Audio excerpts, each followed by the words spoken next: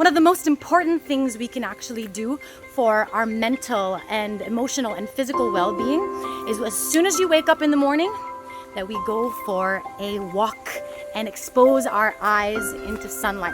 Now, a lot of this scientific research is very popular now, especially the ones coming from Dr. Andrew Huberman's neuroscientist's lab.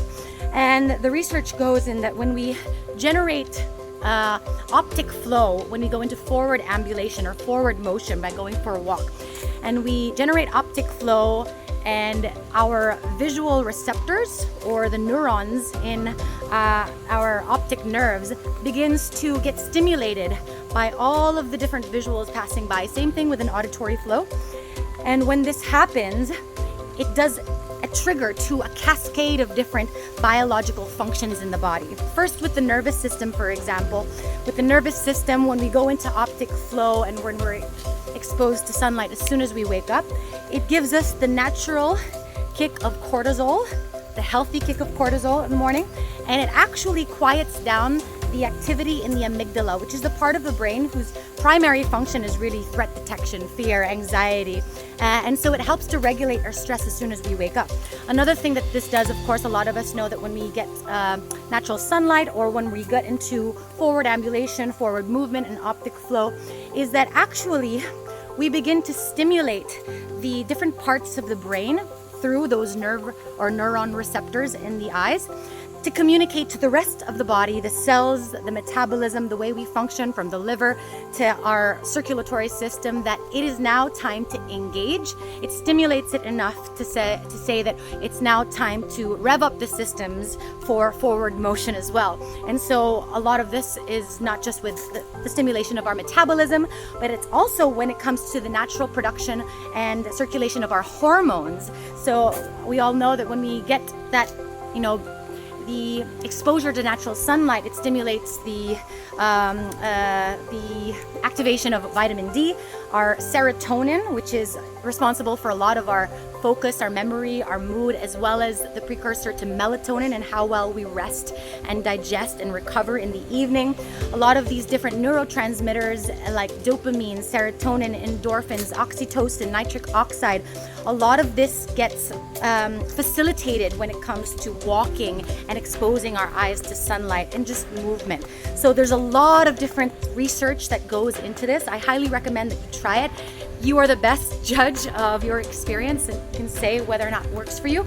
But I can tell you this, on the days that I don't to the days that I do, on the moments where I spend that time in the morning for myself.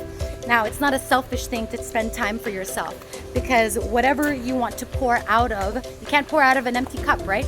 So if you value anything from your children to your community, to your family, to your work, to how you want to show up in the world, you got to make sure that that cup is full. And the best way to do that is to create a personal practice for yourself, wherein you spend the first part of the day pouring into that cup, giving your body, your instrument, your engine what it needs, meeting those needs with your behavior, with your practice, so that it can show up for you at full capacity. Can you imagine if every single person woke up and rather than just rolling out of bed and into work, which by the way, the human body, nervous system, brain, cognition, and metabolism was not meant to do.